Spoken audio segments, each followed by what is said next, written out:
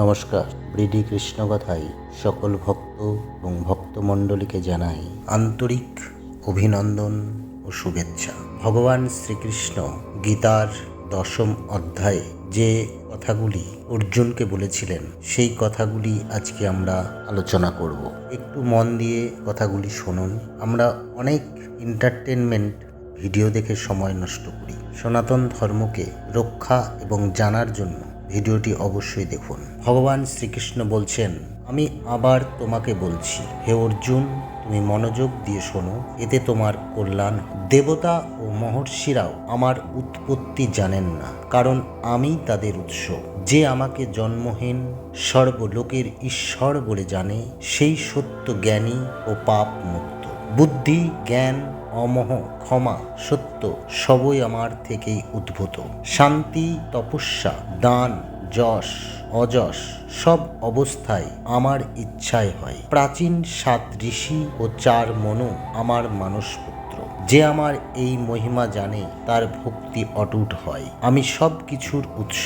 জ্ঞানীরা আমাকে ভজনা করে, আমার ভক্তরা সদা আমার গুণগান করে আনন্দে থাকে। যারা আমাকে ভক্তি সহ ভজনা করে আমি তাদের জ্ঞান দিই। অজ্ঞান দূর করতে আমি তাদের হৃদয়ে জ্ঞানের দীপ জ্বালাই। অর্জুন তখন বলছেন, আপনি পরম ব্রহ্ম, চিরন্তন ও সর্বব্যাপী। দেবর্ষি ও মহর্ষিরাও আপনাকে এই রূপেই জানেন। আপনি নিজেই নিজেকে জানেন, একথা সত্য। আপনার ঐশ্বর্য বিস্তার করে বলুন, কিভাবে আপনাকে স্মরণ করব, আবার আপনার মহিমা বলুন, যাতে আমি তৃপ্তি হই। ভগবান তখন বলছেন, আমি সংক্ষেপে আমার বিভূতি বলছি। আমি সকল জীবের হৃদয় আত্মা।